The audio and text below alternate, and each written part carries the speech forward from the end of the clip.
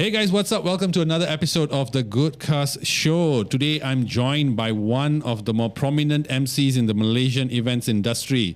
She was the host of Malaysian Tracker Travelog, or you can catch her on Astro Channel 146 TV, okay, and host of Didek TV at NTV7. She's also the founder of her own talk show, which is Tea Talks, which she interviews a host of entrepreneurs and personalities whom she admires. And she's worked with a wide variety of big names, man. She's worked with The Star, MDEC, Food Panda, Perudua, Malaysia Kini, just to name a few. And besides the Oscars and Golden Globes, she's pretty much hosted everything else. So, and recently she was also featured in The Sun in an article titled Graceful Hosting. Ladies and gentlemen, welcome the graceful host herself, Thiviya. How are you, Thiviya? Hi, Vinod. Thank you for the very, very nice introduction. I'm very humbled. Yeah. So thank you so much for having me on Yes. the Goodcast Show. Thank you for coming. I know this has been a long time waiting. Fun fact, the last time we did this, I didn't show up. There we go. How professional am I? We were supposed to have this on last year, August, if I'm not wrong. Last year, August. Yes. My dear Lord. Well, good things come to those who wait. There we go. Here we are. Hopefully this becomes a nice show. I'm sure it will be. So you are an MC. But before that, I have a question. Why in God's name are you a Liverpool fan? Come again? Why are you a Liverpool fan? Why not, right? No. Because I know you're a Manchester United fan. Yeah. So it must have been, yeah. So when did you start being a Liverpool fan? Okay, right. So I am a huge Liverpool fan. Everybody knows. I started watching football since I was, 11, 12, when I was in primary school. Okay. My family started with family affairs because for Deepavali functions, for family gatherings, we used to watch Liverpool games together as a family. So that was Stevie, Fernando Torres, Suarez, that era. Oh, that time, okay. Yeah. Yeah, that era. And that's when Manchester United was also doing very well. Very well. Yeah. Not like what we are doing now. So Alex Ferguson, and we had Cristiano Ronaldo. Oh, yes, so that yes. was the top tier moment for Manchester United. Liverpool was just starting out, reshuffling. You guys have been reshuffling for a long time. Yeah, but we finally found our foot, I think. You did. After Jurgen Klopp, but I think he's leaving finally. Yeah, so I wanted to ask you about that. So Yeah. how are you feeling? It must be tough. After Jurgen Klopp, do you think you can continue your winless trophies after the next man? What do you mean by winless? The last trophy you all won was the Premier League, right? If I'm not mistaken. Yeah. Yeah, okay. Cool. Yeah. I'm talking. I'm a Man U supporter. We've not won anything. Let's talk about that. Look at me. kidding. No, Yeah, but I personally enjoy watching football a lot Okay. since young. That has been a thing. I really enjoy that. And I think after our current favorite manager leaving, I would say we will definitely try to find our foot back into starting back and finding the team is strong if you really ask me, and I'm very happy where Liverpool is right now, regardless whether they're going to win the trophy or not. You guys are number one now, right? Yeah. Okay. 5 points ahead. Of whom? Kidding. City. 5 points in the City. And where's Manchester United? Avoiding relegation. That's where we are. Right. So that's I'm very happy where we are right now. So regardless of whether we are winning the trophy or not, I'm satisfied where we are right now in terms of the performance, in terms of the team, the performance strategy that they are working on right now. Yeah. So I'm happy with it. Nice. So name me your top 5 Liverpool players of all time. Stevie. Oh, Owen. Owen, number one. Stevie, yeah. Okay. Stevie, Fernando Torres. I started watching Liverpool when Fernando Torres was there, right? So he is my current top favorite, Okay. And then that's if you ask me currently, I liked Lallana. I liked him, but he left too soon. I like Coutinho as well. He also left too soon. Yep, We couldn't explore their career in Liverpool. I think currently I'm enjoying Konate. Okay. I'm a huge fan of Konate's defending and all. And Salah. Yeah. Salah. Yeah. Okay, nice. Well done. There we go. Congratulations on all the success Liverpool have had. Thank despite you. me making fun, I I'm must taking admit. the credits. Yeah. Being a fan, I'm My taking the goodness. credits. Being a United fan now is not easy. Being a United fan now is like being a Liverpool fan back in the 90s. It was Exactly. I'm going to agree with that Yeah. because I had to go through a lot as Yeah. a Liverpool fan Yeah, when yeah. we were drowning. Yeah. you It was bad. You guys had your time. We had our time. Yeah. It's so you annoying. guys were unbeatable. Yes. It's so annoying now when I watch every after a game, after I see Liverpool win, wow, the fans on TikTok and Facebook, and I'm like, oh, And I think every club has to go through that circle. Yeah. Hopefully not too long. Otherwise, I'm burning my jersey. Enough. All the best. So let's go to your emceeing thing. I also follow you on Facebook. I know that you're very successful as an MC. But what was the defining moment in your career where you decided, okay, this is going to be your career. You want to be an MC or host? Right. I would say there's no one moment that made me realize that I want to do emceeing. I want to pursue this as a career or what. When I was in school, right, when I was in primary and secondary school, I was very active in public speaking competitions, storytelling competitions. For some reasons, when you're in primary school, you won't know what you like so much. You explore everything that life throws at you, everything your teacher throws at you. You try to explore it, right? So in that perspective, when I'm from SJKT Effingam, Tamil school, and there's a lot of Tamil public speaking competition, Tamil storytelling competition, Daira level and all. So my teachers always find me for some reason, always come and ask me, Thiviya, would you like to be a part of this competition and all? There's long essays that you need to memorize, you need to present it and all. So at that point, I was really excited. So I wanted to give it a try. So I did a try. They did an audition and all. So I got chosen. It all started there when I was 10 years old, standard 2, standard 3, that moment. So then it was all this little moment that made me eventually realize that there's something that I really enjoy. Okay. So my entire schooling, even secondary school, until Form 6, I was still going on for competitions, going on for public speaking competitions and all. But in that moment, right, I didn't know how to make that into a career. Because when I was in school, especially kids in school, if they like something and if it's not a prominent career, they will think it's just a hobby. You can forget about it. You can keep it as a part-time. All those nonsense that comes into your head. That can be your side income or something. Correct. And I exactly had the same thought. So at that time, emceeing was not a very prominent job. And all the TV hosts that I saw on TV, they were either lawyers, doctors, and they were doing hosting for part-time and all. So I grew up with that mindset and all. But eventually, after my STPM, I really sat and think through what is it that I want to do. Do I really enjoy this science stream? Because I was into Form 6.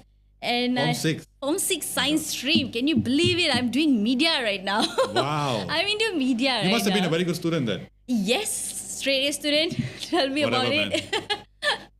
It's just that I am almost going to become a medicine doctor. Really? Yes. And you would have made every Indian parent jealous. My parents were asking me to become a medicine doctor and all. Okay. Every Indian parent's dream. And I can't blame them. I can't blame them. And imagine my parents when they found out I'm doing a podcast. They almost kicked me out of the house. Yeah. But right now, my parents are very happy with what I'm doing, where I am in my career. And I am grateful for the freedom that they've given me to pursue something I really love. So after that STPM, I kind of went and convinced them. I showed them a lot of TV host profiles and all, how I want to be one of them. And my dad was like, okay, finally I have to give up and I have to let her do what she likes. Exactly. No point forcing someone to do what they don't like, right? And then I did my degree in broadcasting and all. So those are the little moments in my schooling days, which I'll cherish forever. Because those are the moments that made me realize that I enjoy speaking, I enjoy communicating, I enjoy speaking on stage and all. So I'll never forget those little moments that are very fresh in my head, core memories for me, So those are the little moments, I would say. But growing up, I'm sure you were an MC for a long time, so I'm sure that you would have had like some sources of inspiration. So who were the hosts that inspired you or that you look up to? For me, for a very long time, until now, my very big inspiration is Oprah Winfrey. Oh, yeah. For the childhood she had, for the past she had, and for the career, for the person, inspiring person she is today, I always look up to her, and I look forward to meeting her one day. Nice, well done. That's a big name. Yeah, it's a big name in this industry. Now, being an MC, right? What is your vision for your future? Like, what is your gold standard event that you want to be part of, that you want to host, or program that you want to be a part of? I mean, what's the long-term plan? Right. I think long term, if you ask me, I don't want to just continue doing emceeing. I want to elevate. I want to evolve in the industry itself, but into something more, proactive, productive, and all. So in that perspective, I'm currently doing my masters in managerial comm. Nice. So more than emceeing, more than connecting with audience, I also right now I want to connect with people interpersonally. Interpersonal communication. That is something that I'm learning. So in the future, if there is any role that comes up that suits something that I'm passionate about at that time, I might even take it. Okay. So it is something that I'm venturing into slowly because I'm 29, so I got to look into what I'm going to do in the future, right? Yeah, because I've been doing emceeing for almost 7 to 8 years now. 7 to 8 years. Yeah, I started when I was in college. Yeah, My goodness. I did degree in broadcasting. And I was already doing emceeing part-time. So what do you charge for an MC gig now? When I was in college, I did it for free. Now? Now I charge, depends on the events. Like Come on, give me a number. Normal event, 1K to 1.5K. Okay. Yes, that is like a range. Okay, and how many MCing gigs do you do per month? I try to take as many as possible. Like, so what's your average? What's your average number? 5. Yeah. Oh, that's 5 good, to man. 6. Nice, my goodness. Because every time on Facebook you're a different outfit. I'm like, okay, another MC gig for her. Yeah, lovely. I'm happy for you. Yeah. Now, I like you. I've been on stage talking since I was 7. Right. So I've spoken on TEDx and all these kind of things, everything, right? Interesting. But MCing is the worst.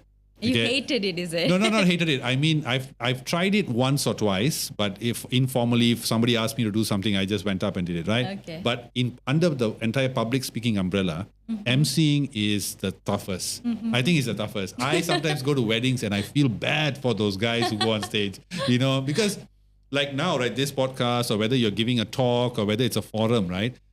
People are not judging you, they are listening to you. But emceeing, people are judging you. Okay. They're analyzing you. Okay. It's terrible, man. Yeah, It's I harsh. understand. It's Yeah, harsh, yeah. right? I agree with you. Yeah. So what do you do to prepare for these events that you MC at? I don't think any preparation is going to get you out of that that state of mind, because it is the state of mind that we all have when it comes to emceeing.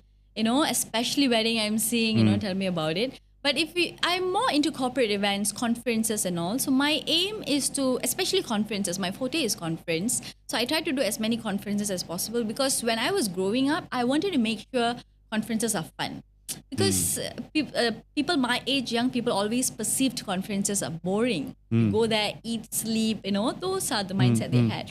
So when I came on board, I was like, okay, conferences are nice. Why not, make it fun? Okay. So I try to put my element, to be myself as an MC, try to make conferences entertaining and all, and that really attracted a lot of clients for me. So that is something that I do. But the idea is to be yourself, I would say.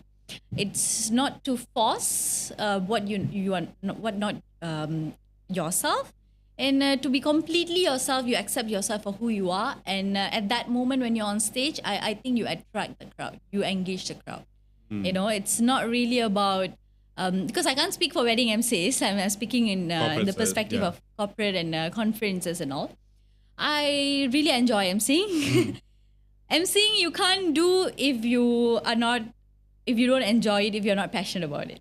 Okay. It is something I people love think that applies talking. in everything, right? Right. If people love talking, people love communicating and all. But if you ask them to go MC on stage and all, they don't want to do it. It's not their forte. Okay, I understand. So I have TV hosts, I have RJs who attend my MCing workshops, saying that they have stage fright. Okay. You see, so people who love talking, VJs, RJs who enjoy communicating on radio and all, they also have stage fright. So people who want to overcome the stage fright are the people who really want to be on the stage, who really enjoy connecting with people and all. My very first event was as a conference, Brace Myself Women Conference, and I did it for 600. And it was my first big event at Publica. I still remember, very fresh in my mind. I could say my favorite event to date. And when I did it, when she said, okay, she can pay me 600, no, I was very happy to do it because I wanted the experience. I wanted to build my portfolio at that Of time. course. So I did it, and then I still remember her name is Ash. She gave me an opportunity. I'm very grateful for her. And the entire time from 9 to 5 o'clock, it's a conference, right? It's a whole day conference. I had so much of fun. I was myself on the stage. Like I cannot be that person anywhere else off stage. Okay. You see? I understand what you mean. Yeah. So I'm on stage. The person I'm on stage is you only can find me on the stage. On the stage, yeah. Yeah, But I think for me, it's the same thing. Like before I get on stage, and this has happened ever since I was a kid. Before if I go on stage, I'm going to talk, I'm giving a speech or whatever. Before that, there is a bit of nervousness. Of course, it was more earlier. But once I go on the stage, it evaporates. It disappears. It's not there. After that, it's you on the stage. Yeah. You own it. Yeah, you know? exactly. I enjoy once I own it. Yeah, me too. I try to break I feel the like that's my nervousness. home. That's where I'm at Correct. home and myself. Yeah, I think we both enjoy hosting, emceeing, and all. So I think that's something you could relate to as well. Yeah. But I mean, kudos to you. Emceeing is a different level. I think it's the toughest of all public speaking types. It is. It's crazy. Now, you've hosted many types of events. I see you've hosted forums. There was once you actually did an event with the Prime Minister. Yes, correct. And, it was yes. for MIC. MIC, yeah. I kind of guessed. And you've done a lot of events. So which one of the types of events you've done that are the toughest to host? Toughest, I think different type of events have different challenges. I wouldn't say this is the toughest, this is the easiest or what. But how I can judge if this is the toughest or easiest is usually, I saw this video recently on Instagram and I shared it on my story as well. The clients who pay me the least gives me the most headache. Oh, yes. In any service industry that applies. Yeah. So for me, any event, I know I can pull it off. I love exploring. I love enjoying different type of events. But when the client, when you can't liaise with the client so much, when they give you a very hard time, when they really bug you so much and all, those are toughest events. Toughest event. Yeah, I need to be myself. You need to give me the freedom. You need to allow me to be myself on the stage. You know, you cannot control me so much. Some events, yes, there's protocol. I understand that perspective, you know. But it's beyond the content. It's beyond giving you headache, you know, a lot of follow-ups and all. So when that happens, for me, it's very difficult to work Very with. difficult. Very tough for me. Yeah, I think that happens in a lot of industries. The people who pay the least expect they pay nothing, but they expect everything. Yeah, And it people becomes who a have stress. paid me so much for that one event, overpaid me, I would say, you know. No headache, nothing, peaceful event. I enjoy so much. Yeah, you know, yeah, people yeah. who give me full freedom that, okay, I allow you to do whatever you want as long as the event is successful. Okay. I enjoy events like that Okay. because I have the full freedom. I go on stage, I get to be myself. I get to say what I want, you know. And they eventually those kind of events, usually the clients will be very happy, you know, because it's I bring the show in, you know. Correct. There are also events where clients will require me to say exactly what they want me to say. Word for word. My Scripted, yes, goodness. exactly. Are those like those must be those like very heavy protocol events? Yes, some are protocol and some are simple annual dinners, simple graduation. Even what's that? I did it for. I don't want to reveal their name, but it's an institution lah. They did a graduation, and I had to, you know, say word by word. I was so confused. It's just a graduation. I'm like, okay, but the people, everyone who came on board and gave the speech and all, they were very fun. Okay. They were out of they are in the zone and all, speaking and engaging with everyone, and that's something I want to do. I don't want to be scripted and follow exactly and all. But protocol, I understand. I don't mind doing scripted for protocol because it involves ministries and all. You have to follow. Yeah. Now you've been in the industry for 8 years now as an MC, right? So I'm sure. I mean, of course, now I can say that you. I mean, every week you have new gigs, which is amazing, right? But I'm sure it wasn't always like that. Yes. So what were the challenging parts in the growth of you from where you started to where you are now? Right. So I did degree in broadcasting, and when I did degree in broadcasting, there's a lot of things under the umbrella of broadcasting that I was passionate about. One is emceeing, and broadcasting is the closest that I could find at that time because I did my degree in 2015. I started in 2015. And at that time, emceeing was still there, It was not very prominent yet. But it was beginning to, not as much as it is right now. So at that time, when I started out, sorry, I lost my train of thoughts. It's okay. That happens on the Goodcast. People just lose interest. Whatever. What am I doing here? I went into my college days when I started. Okay. So you got lost in your memory. Yes. Fine. No, we were talking about what were the challenging periods of your life? Okay. Right. So when I started in 2015 and all, under the umbrella of broadcasting, I was very much interested in video editing, videography. Yeah. So for a very long time, while I was doing emceeing as part-time when I was studying, right? I was also into videography, video editing. I started doing that, working on that passion as well. And after I got out, I graduated and all, I was working as a video editor, videographer, together with my friends and all. I was attached to a company while I was doing emceeing part-time. So I thought that was my building era of as an MC. And I did that. I enjoyed it. It's not like I was forced into doing video editing, videography. It's something that I studied, I enjoyed it, and I made money out of it. So that is something I did while I also made a lot of money doing emceeing at that time. So that was going on, and after MCO, I started doing it full time. Okay. I started doing emceeing full time ever since I got TV shows.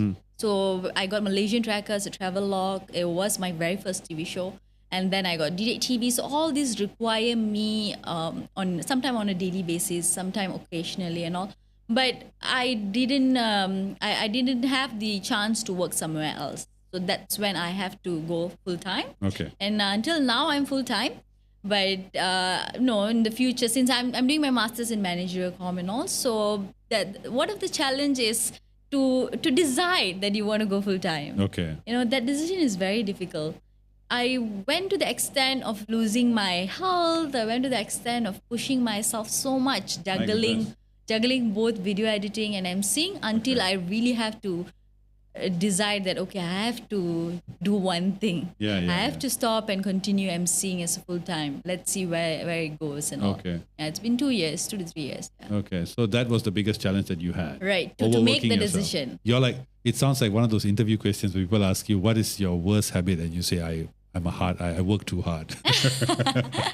to make the decision is the hardest, if you ask me. Yeah, definitely. But as in the 2 to 3 years, my journey of doing full-time emceeing and all, I try to leverage on doing workshops for emceeing workshops. And currently I'm studying, so I'm not able to do the workshops fully. So once I finish studying, maybe I'll start into the workshops and all. Nice. So that's something that I keep to maintain my finances as well. Yeah. Okay. Yeah. That's interesting. I think finances is a major challenge for all freelancers, everyone who does this full time.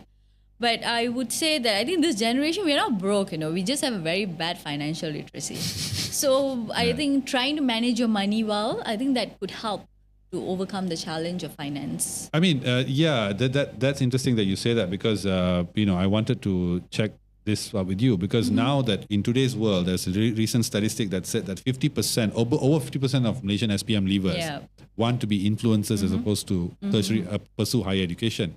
But of course, before we get into that, of course, now we are benefiting from the gig economy. There's a rise, everyone is into that and all that, right? If somebody were to want to become an MC, want to start freelancing as an MC, what would be your advice to them? I would say go ahead. First, I think don't think twice. Just go ahead, take the decision because, like I said, taking the decision is the hardest. Second is to have the financial literacy, have savings, and see how you can increase that saving while investments and all. While you have the saving, that could really help you sustain yourself. Because like I said, I think I spoke to you earlier, as a freelancer, when you're going through something, if you're attached to a company, if you're working full-time somewhere, if you're going through any emotional breakdown, mental breakdown, you are not okay, you are still going to get paid at the end of the month. But if you're a freelancer, if you're mentally not okay, if you're not attracting the right jobs, if your head is not in the right space, you might not attract the right jobs. You might not attract the jobs that you're supposed to have for this month. and then you have low finances and all. So at that moment, you need something to sustain yourself. So that is something you influencers right now should think before, should think and plan and prepare before you get into the field of influencing or emceeing or whatever. Yeah. But overall, what is your opinion on this new trend of wanting to become influencers instead of think it's pursuing tertiary education? You think it's good? Yeah, I think it's good. Okay. Yeah, I think. Why so? Because education is one, if you really need it, you take it. That's my opinion on education. If you think you need that degree, you take it. If you don't need the degree, if you want to become an entrepreneur, if you want to start a business, you go ahead. You don't need a degree for that. We have seen so many people without degree being very successful in their industry. So it's my perspective on education. I feel like I have the need to do masters in managerial comp because I wanted to elevate my perspective of communication, interpersonal communication. So I'm doing my masters. So I'm not even, I didn't even do masters right after my degree. Okay. I have a lot of my master colleagues who are young people who are doing masters right after degree. You are very young too. They are 23, 24, Okay, you know. Okay. You make it sound like you're 60 years old. Like. Right. So you must have a purpose why you want to pursue that master's, why you want to pursue that degree. Don't pursue because everyone is doing it. You know, have a purpose and do it at the right time. I'm doing my master's at 28 because I finished in 2018. 2018 I finished my degree and I spent a lot of years gaining experience, gaining and exploring what I want, finding a food in this industry, trying to see exactly where my future is going to be. And finally, I get a bit of clarity right now and what I want to do. But you said a quite interesting thing where you said that being in your position, you have to constantly keep a healthy mind or a healthy, I guess, an outlook so that you attract these jobs. Correct. How do you maintain that? I don't. A lot of alcohol. I actually don't. Honestly, I don't. To be very truthful, I don't. But I try my best because it's not like I am very stable all the time. I'm very sane all the time. I also get insane, crazy, unstable and all. We all have our moments, right? And I think you must have a close circle of friends and family who look after you because you don't have colleagues. You're not attached to any company, you know. You don't have a boss. You are your own boss. Yeah. So having a very close group of friends, family who keep an eye on you, who check on you, who support you financially, mentally, or in any other way, I think that it really helps me. You know, to keep my mind in balance so I can focus back on my work. Yeah. Now, one thing about you I've noticed is that you are someone who's very active on social media as well. On your TikTok, you also do makeup videos, Yes, you I do do. your emceeing videos and all that, a lot of stuff. Even on your Instagram, you're very active and all. What would you advise somebody who's in a freelancer who wants to build them to reach your level? What are the social marketing strategies that they should employ to reach to grow their business? I think you find something that you're passionate about. What is it that you want to do? What is it that you enjoy doing? You know, as much as I love talking, I haven't posted a lot of talking videos. Yes, I noticed. Besides T-Talks, I think nothing much. Yeah, besides interviews and all, I haven't really posted, this is my opinion, guys, so this is what I think, and I haven't posted something like that. I feel like... Are you making fun of me? Because I do that all the time. I'm not talking about a show like Fine, this. I'll stop. You know, a lot of people post reels about their opinions and all, but I feel like I'm not passionate about doing that. Okay. I'm not talking about you, okay? You do what you do. Okay. It's just that me, I feel like, I don't know, probably I'm just not passionate about doing something like that. But I wanted to try makeup videos. No, that's fine. I really enjoy doing makeup videos. So I thought, okay, why not tap into this interest and see where it goes. But is there a dark side to being so active on social media? Do you face any negative effects of that? I used to be way more active last time. Okay. Now I'm not that active. Okay. Now I move with content basis. Okay. I post on content basis, Last time I used to share a lot about my personal life and all. Now I still, I'm very active on Instagram mainly. Yeah. So I used to share a lot about my personal life, but now I've reduced, and I don't know why. I think it's just a realization that you get over the time that you don't want to share everything out on social media, because as you grow old, as your popularity increases, everybody is watching you.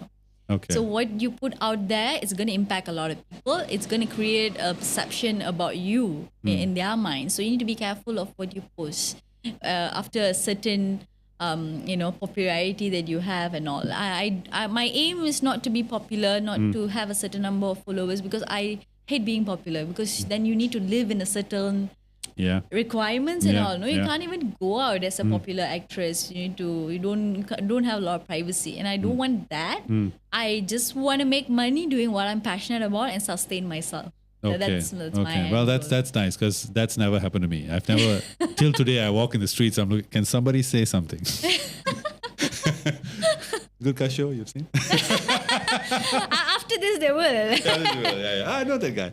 No, but so like one of the traits I think that one should have as an MC, because as I said, I repeat myself again, it's the toughest of all speaking crafts, if you will, is confidence, right?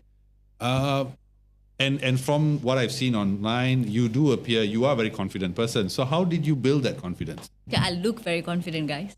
I look very confident. But I also have my own insecurities. I also have my own moments where I break down. I question my worth. I question if this is all I am I good enough for this. Because the thing is, in the past, I've done TV shows, I've done emceeing and all. Like, I've outcast my expectation. Yes. What's more to it? If I'm not doing anything more to it, then I'm not good enough. So how I gain confidence, how I gain my self-confidence is that to accept the good and the bad, the flaws, the perfections that you are.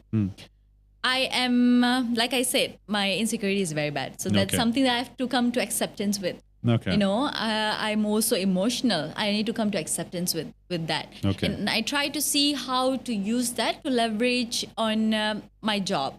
How to use that weakness that I think it is to try to engage with clients. So my emotions might help clients to engage with me more.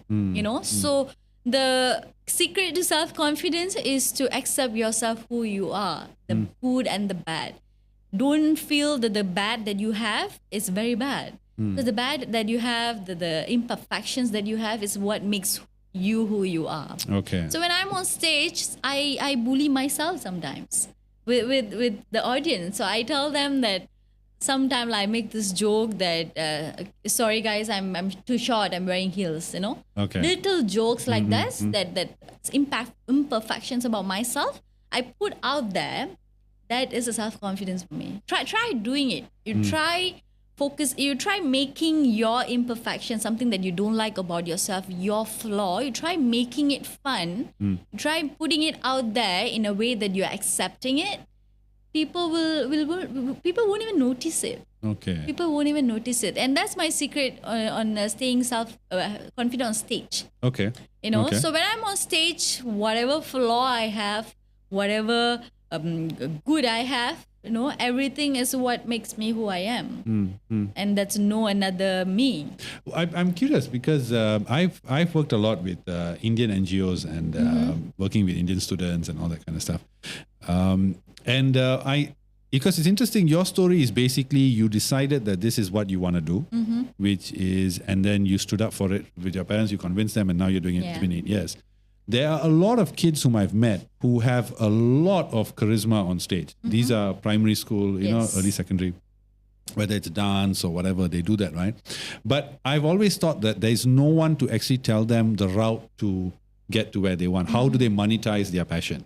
And in today's world, it's not the world that was 1970. Now, you can basically make pretty much, not all, but a lot of things you can make money from. Whether it's dancing, now with TikTok, with social media, you can get famous very quickly. What would you advise these kids, especially the Indian kids, since we are both Indian, and what would you tell them if they wanted to pursue a career, say in dance or emceeing or talking or acting or whatever? What should they do from now? I think if you are in school and if you're interested in any of this, art, art industries, media industries and all, like I said, when I was in school, these jobs were not prominent back then. So I had to think twice to proceed this as a profession. But nowadays, if you're in school, if you already have the interest towards arts and craft, towards painting, towards designing, dancing, emceeing and all, I would say you start where you are itself. You start right now. In school itself, you try to see how you can apply that passion of yours in school or outside of school. You try to work on it as much as possible. Yeah. The reason why I say that is to make sure that it is something that you really want to do. Understand. Because you're going to do that for a very long time in the future. As you grow as an adult. Because I picked emceeing and I'm doing it for 8 years. Yeah. That's what I mean. So when you do something, when you pick this what you want to do, you apply it. You try as much as possible. Paid or not paid, you go ahead and try, gain experience. Only then you will know if this is something that you want to hold on to for 8 to 10 years. Yeah. So first you find that ground, you find that confidence if this is what you want to do. For me, I didn't have that confidence until I had to make a decision on the degree, So until I have to sit and really think if this is what I want.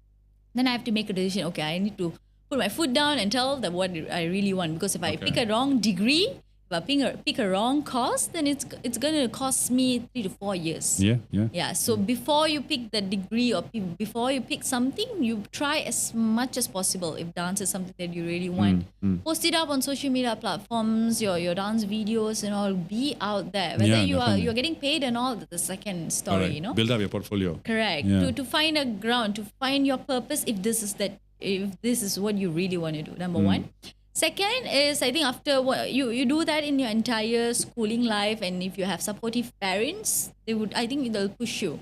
But I think parents is something that you can't rely on so much, right? I think when it comes to pursuing your dreams, I think you can't expect your parents to understand. You just cannot. I don't think it's fair. I think this generation they can, because the growing parents are now Gen Ys. Yeah, they're a bit different. So I'm hoping, I'm really hoping the growing parents are a bit more supportive towards their kids, because our parents are Gen X's. So they, of course, their mindset of education, earning money is the typical jobs, engineering, doctors. Stable jobs and all that, the traditional jobs. So for them, my dad, for him to allow me to do emceeing and change into a broadcasting course over medicine, it's a huge thing for That's him. a huge thing. That's a huge thing. It's a huge thing for him. That is crazy. Right. Your dad deserves a holiday or something, or a medal. An Indian father says, it's okay, don't do medicine, go MC. It's crazy, man. It's crazy. So I am very thankful, appreciate the fact that my parents actually allowed me to do this. And a lot of my relatives said, even personally called me and asked, why aren't you doing medicine? Why are you doing this course and all? Okay.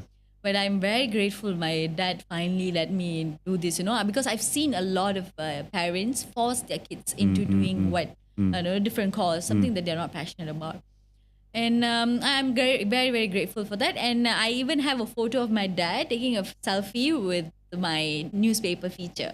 Ah, yes, the one in Sun. I have that photo. Yeah. So he has been very supportive, and right now, I would say he's very proud of me. I can confidently say he's very proud of me. He might be watching. Yeah, lovely. He will. He'll be one of the 5 people. I think. Thank you.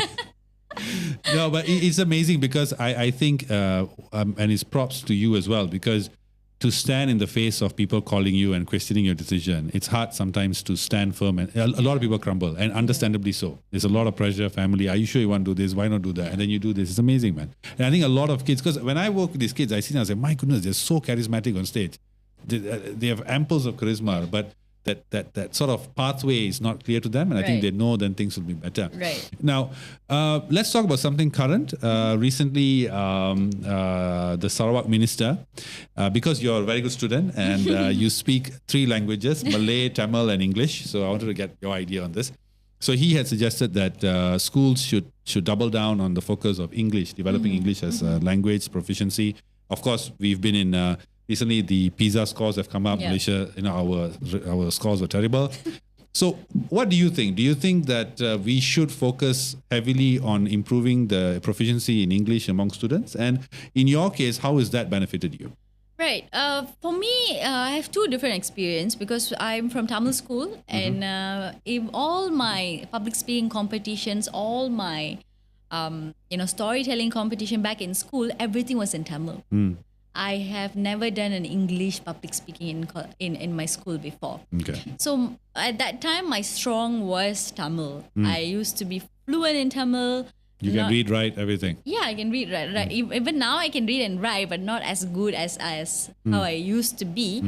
But eventually, after I went into degree, right, for some reasons, the talk shows that I did, the events that I did, all went down to doing it in English. Okay. So for some reason, I realized that, okay, it's a advantage for me if I master my English, so I can do it in all three languages. Then I didn't get much of Tamil hosting at that time because Tamil hosting out there is very less, to be very honest. Yeah, the market is very small. So I started getting a lot of English hostings and all. So that way I somehow, by talking more, by communicating more in English, my English got better over the time because my Tamil is the one used to be strong, right? I was also very scared to host in English. Fresh from Form 6, you're into college, you're still fresh. So I really tried my best to watch a lot of TV shows, English TV shows and all, gain that confidence that I can do this and all. And whatever mistake, grammar mistake, whatever mistake that you make on stage, people won't know. Okay.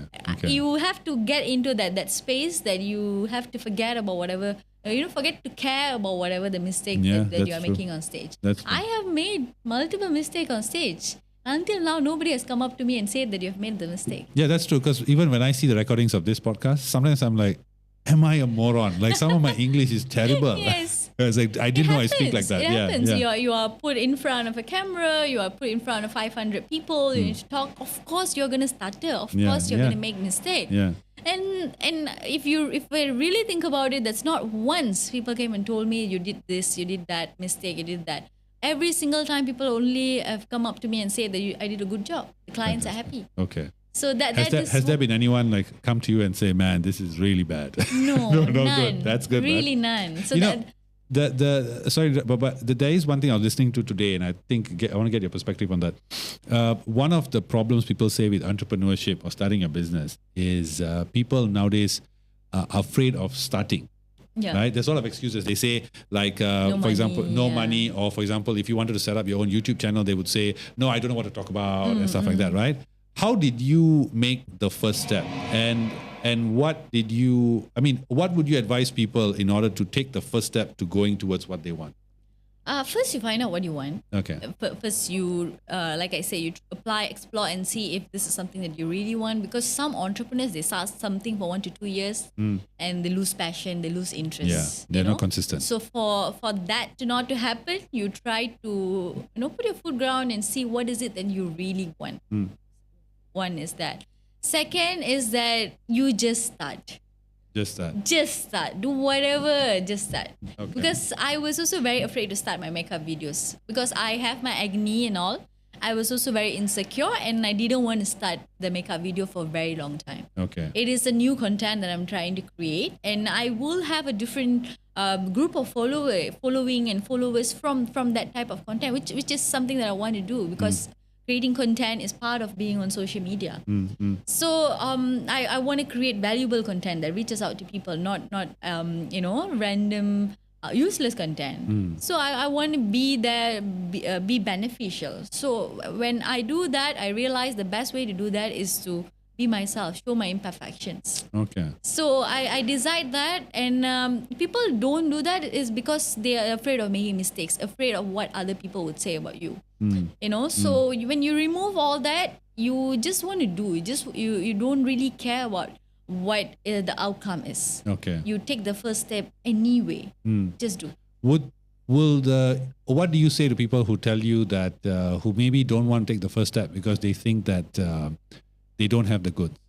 In your case, when you started your emceeing thing, did you learn as you go and then you ended up improving your skill set, or was it you had it when you started? Okay, I'm going to be very honest with you. When I started emceeing, I used to send 100 over emails every day. 100 over emails? 100 over emails every day to companies sharing my portfolio. Wow. because I had zero jobs. Okay. I have to start somewhere. You see, I Okay. have to do something. So the most free thing you can do is email blasting. My Nobody's goodness. you don't have to pay anyone, right? Okay. You can do it by yourself. So I was also very active. I started learning Canva. I started creating my own material, marketing myself. Mm-hmm. And through that email, I got my first job. One of the conference, Brace Myself Woman Conference, I Okay. mentioned, right? That's how I got my first job. My goodness, fantastic. 100 emails a day. Yes. My God, man. You are driven. Now, being someone, let's go back to emceeing for a bit. One of the things that every MC must do is definitely develop a connection with the audience, right? And you talked about this, how you are being yourself and all that.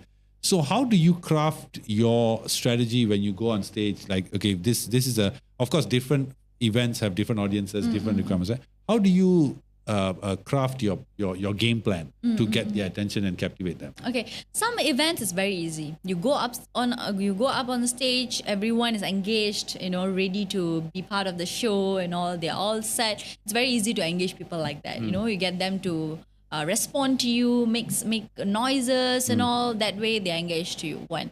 Second is that I've hosted conferences with doctors, engineers. Oh my God. Who will be very quiet. I've hosted one for a very famous vaccine.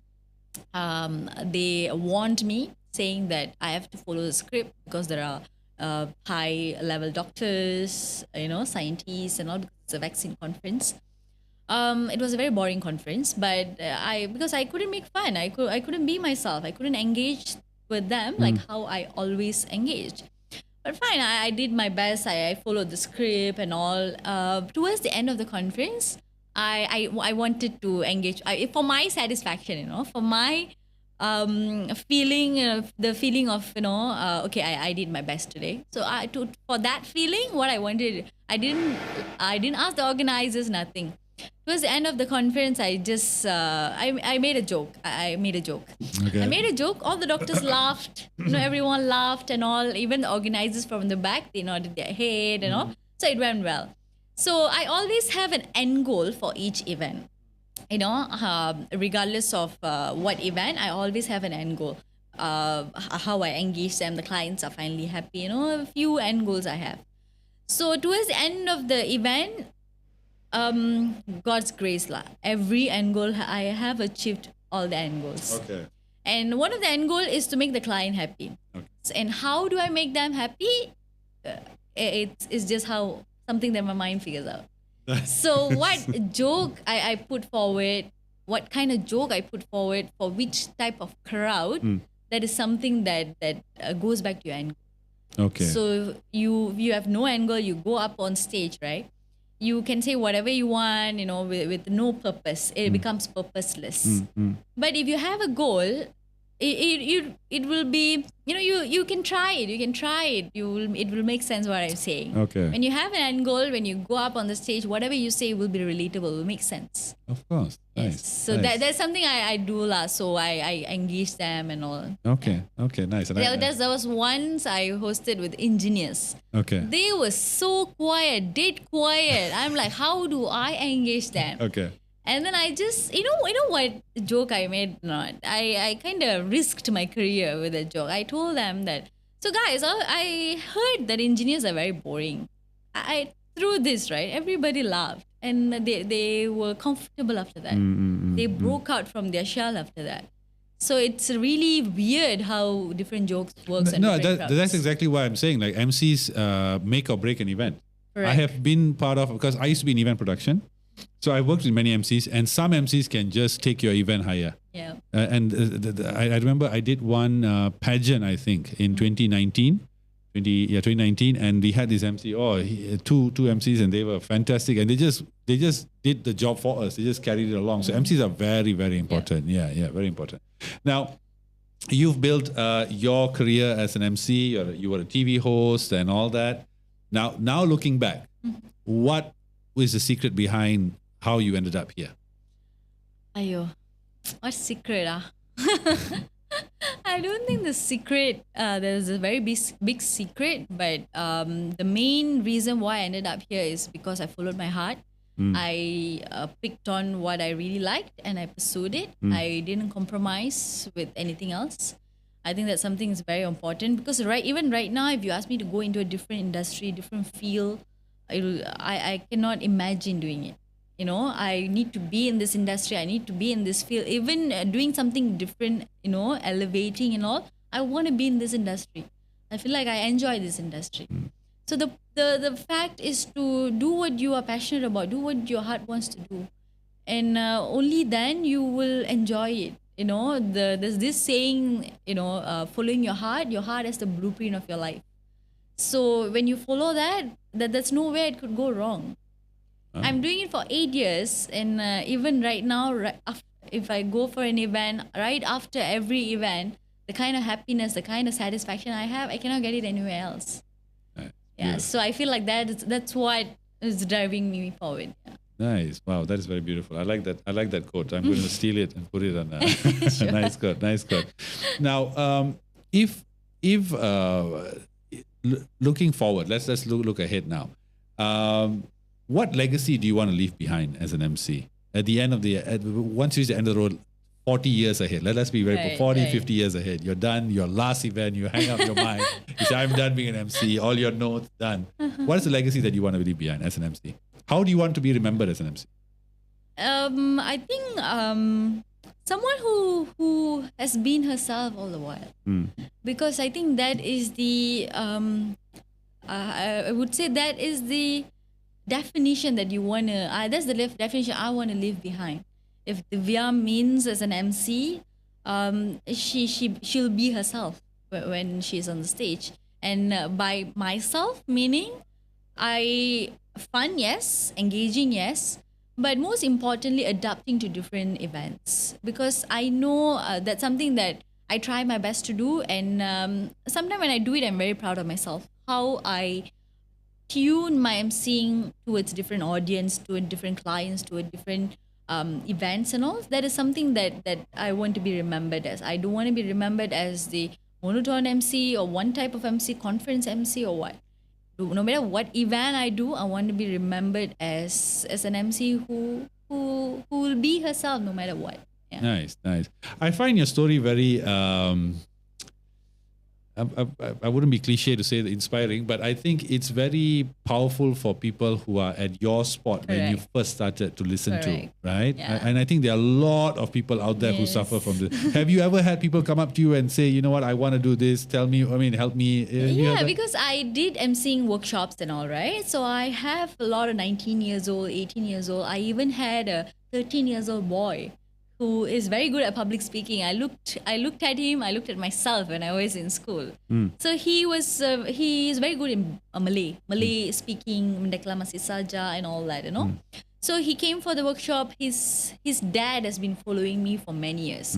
So his dad messaged me and said that I have been following you for many years and I've seen your growth over the years. I have so many followers like that because I grew from nothing. So for them to see where I am right now, random people are proud of me, and they want to send their son for my workshop because the son is interested in speaking, you know. Okay. So he actually sent the son, and I'm in contact with the son and all. Usually what I do is that people like this, young people like this who are free, available, I'll bring them for my events. Okay. I get them to watch me do the MC and all, because when I was at that age, I didn't have anyone to look up to follow, to see their emceeing and all. I didn't have anyone like that. Okay. So I feel like kids nowadays, if they look, you know, in their eye, if their senses see that this is a job, somebody is doing it full time, and they are doing it well and all, it will capture in their mind and all. It will motivate them. I had another law student who was very interested in speaking.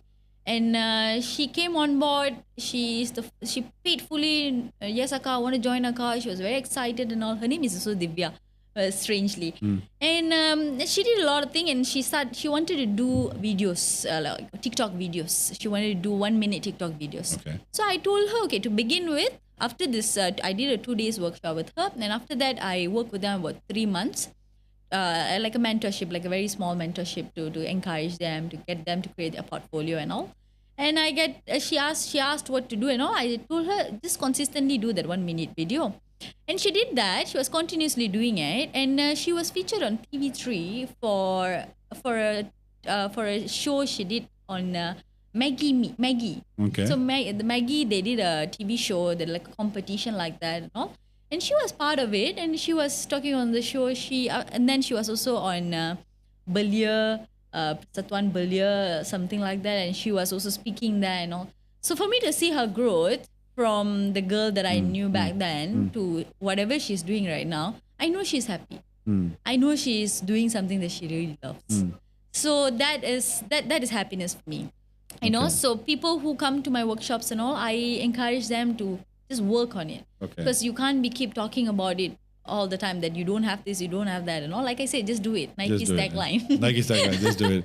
But, you know, one thing when you talk about all this, right, and then when I was mentioning earlier about students now opting to be influencers as opposed to going for tertiary education, I feel that a lot of people who want to get into the gig economy or to want to get, don't appreciate the amount of work that it takes behind the camera, behind the mic. You know, like for you, I'm sure it takes hours and hours of preparation and all that, right? You're saying you had sent 100 emails per day to get where you are, right? Is that a problem for these kids who are coming up, that they don't appreciate just how they look at the entire product and say, oh, I want to be this. Like for me, if I was doing this, I think each episode I do takes about at least 10 hours of my time, more than that even. But what do you say to that? I would say that I've seen kids do a lot of work to get to where they are now. But there are also kids who don't want to do the work and all. But I would say that there's no way around it, you know. If you want to get there, you have to do the work. When you see 1 or 2 insane moments, you have breakdowns and all, you cannot go back. You know, you try to work on it. As long as you know this is what you want to do, no matter what life throws at you, go for it. Nice. Yeah. Perfect way to bring the end of our show. As long as you want to do it, just do it, like what Nike said, and Thiviya now has said that. So Thiviya, as closing, I always do this to my guests. So please end the episode with your advice, your thoughts to future freelancers, future entrepreneurs who want to get into the gig economy and be just like you. Okay. I think to everyone, I think I've talked a lot. I don't know what else to say right now. But, you know, to end it, I would say that first, find your passion. Do something that your heart wants. As much as a lot of people say your heart as a blueprint of your life, when you live it, you will experience that happiness, that satisfaction. Like I said, that satisfaction I get right after every event, I don't get it anywhere else. No Netflix shows give me that. No money gives me that. You know, so for me to be able to have that satisfaction, you must be able to do what your heart wants. And to do what your heart wants, to know what is it, you need to track back to your childhood. What is it that you really loved when you were young? You know, because when I was young, this is what I really loved. I was 4 years old when I started talking to myself in front of a mirror. Yeah. You know, that's why she says she's insane sometimes. Yes. She still does it. I still talk to myself in front of a mirror if I want to rehearse, you know. Yeah. So it all starts with all the small moments that made you happy. I see my niece right now. She's 5 to 6 years old. She enjoys art so much. So I'm not sure if she's going to be really good at education, but I'm very sure she's going to be very creative in the future. So like I said, education, if you really need it, you go ahead. If you don't need education, I don't unnecessarily take it because everyone is doing it. Exactly. Right? Exactly. Yeah. So that's something that I would say to end the show with. Lovely. And thank you so much for having me. No worries. So you guys if you guys want to check out Thiviya's profile, just head to thiviya.com. You guys want her to MC your next event, you can contact her directly on her website. You can check out her TikTok. What's your TikTok handle again? Thiviya Shara. Both my Instagram and TikTok are Thiviya Shara. Thiviya Shara. There we go. You can find some amazing content there. I've been following you, I think, for quite some time now.